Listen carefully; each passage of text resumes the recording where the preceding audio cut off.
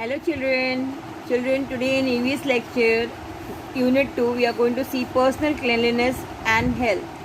Okay. In this first unit, first lesson we are going to see cleanliness of our body. Cleanliness of the body. Okay. So, cleanliness मतलब क्या? साफ़ सफाई. हमारे body की साफ़ सफाई हम लोग कैसे करते हैं?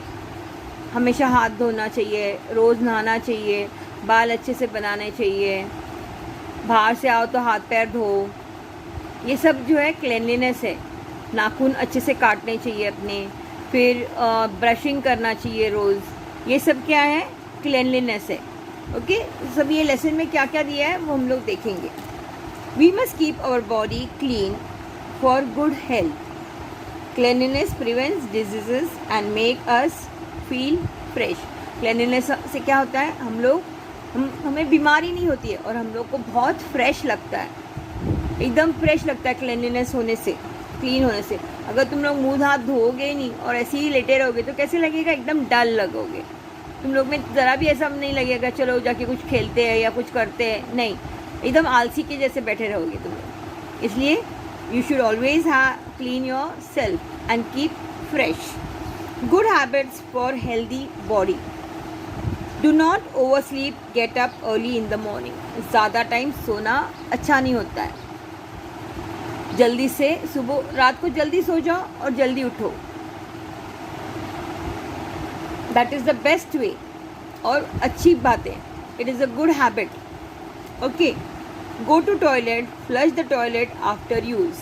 टॉयलेट जाने के बाद फ्लश करना चाहिए, पानी डालना चाहिए वहाँ पे, अच्छे से उसको क्लीन रखना चाहिए. Wash your hand and feet with soap. Toilet से आने के बाद या फिर हमेशा हाथ पैर साबुन से अच्छे धोने चाहिए.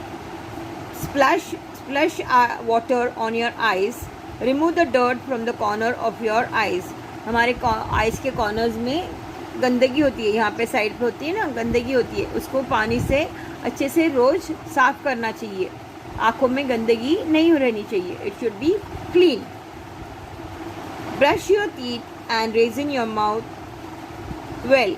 After you brush your teeth you should rays in your mouth. हम लोग पानी मुंह में रख के गुलनी करते हैं ना, वैसे करके अच्छे से मुंह धोना चाहिए. पेस्ट मुंह में रहना नहीं चाहिए. Clean your tongue with the tongue cleaner. Tongue cleaner से ज़बान जो रहती है वो क्लीन करनी चाहिए. ज़बान का एक क्लीनर मिलता है, उसे क्लीन करना चाहिए. Brush your teeth twice a day. Once in the morning and once at night. Brushing कभी कभी करना चाहिए, सुबह उठने के बाद और रात को सोने से पहले ब्रशिंग करना बहुत ज़रूरी है. Okay. Take a bath every day with soap and water. रोज़ नहाना चाहिए पानी और साबुन से. ये तो कोई पानी खाली सर पे डाल के लेंगे पूरे बदन पे और साबुन ही नहीं लगाएंगे. नहीं, you should use soap and water to clean yourself while you take a bath. Wash your hairs too. Boys अगर उनके छोटे बाल हैं तो रोज़ बाल धो सकते हैं. Girls with long hair should wash their hair at least once a week. जिनके बाल बड़े होते हैं वो एटलीस्ट एक बार तो कम से कम बाल धोना ज़रूरी है. Use a clean towel. The towel which we use, it should be very clean to wipe our body. Body पोंछने के लिए हम लोग टॉवल यूज़ करते हैं ना, वो अच्छा होना चाहिए. And hair dry. comb your hair neatly. You use a nice comb and comb your hair also neatly. कंघी भी अच्छे से करो और बाल को भी अच्छे से सुखा के उसको कंघी करो. Always wear clean and tidy clothes. You should always wear clean clothes. पुराने क्लोथ्स रहेंगे तो भी चलेगा, मगर वो क्लोथ्स कैसे होने चाहिए? क्लीन होने चाहिए. ज़रूरी नहीं है रोज़ न्यू क्लोथ्स पहनो, मार्केट में से नया लेके और पहनो. नहीं, अच्छे कपड़े क्लीन किए हुए धो के, अच्छे जो मम्मी धोती है उसको अच्छे से क्लीन किया हुआ कपड़ा रोज़ पहनना चाहिए. गंदे कपड़े मत पहनो, नहीं तो मट्टी में खेल के आए वही पहने पूरा दिन उसी से सो रहे हो. Bad habits. See to it that your clothes do not get dirty. देखो कि अपने कपड़े हमेशा, तुम लोग मट्टी में खेलते हो, क्या करते हो? हाथ धोते नहीं हो, डायरेक्ट कपड़े को पोंछ देते हो, तो तुम्हारे कपड़े कैसे होते हैं? गंदे होते हैं. आदत डालो कि कपड़ों पे गंदे मट्टी का हाथ नहीं लगाओगे, हाथ धोगे और फिर टॉवल से पोछोगे और फिर क्लीन कपड़े वैसे तुम लोग के क्लीन रहेंगे। Always carry a clean handkerchief, हमेशा पॉकेट में एक क्लीन हैंडकरचिप, नाक पोछने के लिए, खांसी के समय या मुंह पे अगर बाहर से कोई धुआं आ रहा है तो मुंह पे ढकने के लिए एक अच्छा सा हैंडकरचिप, क्लीन हैंडकरचिप होना चाहिए। Do not put your fingers in your mouth and bite your nails, मुंह में मुंह में उंगली डाल के नाखून चबाना नहीं चाहिए। It is bad habits. As dirt collected below the nails will enter your stomach, then you might fall ill. Nails should be cut at least once a week. If you put your fingers in the mouth, the dirt which collects in the nail, and you put it in your mouth, the dirt will enter your stomach, and then you will fall sick. अगर नाखून में से गंदगी पेट में गई तो तुम लोग बीमार हो सकते हो।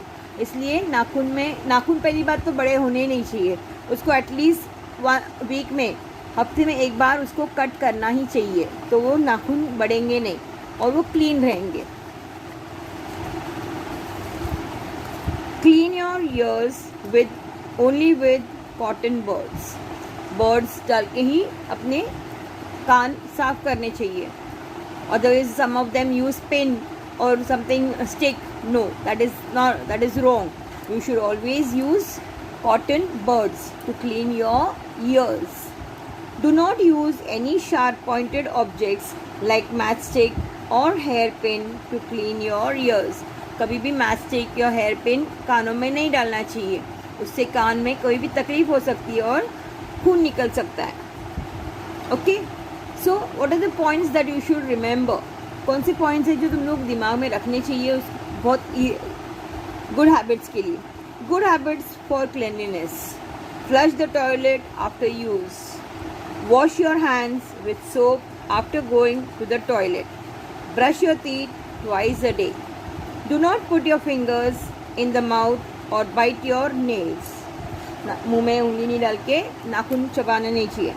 Cut your nails at least once a week, wash your hands before and after meal, rinse your mouth properly after meal, take a bath every day with soap and water, use cotton earbuds to clean your ears, wear clean and tidy clothes always. ये सब points होते हैं जो हमेशा याद रखने चाहिए, ये गुड हैबिट्स के पॉइंट्स है सब। अभी जो इसमें क्वेश्चन आंसर्स है या कुछ वर्कबुक है, we'll do it in the next period. Okay, till then, bye, see you soon.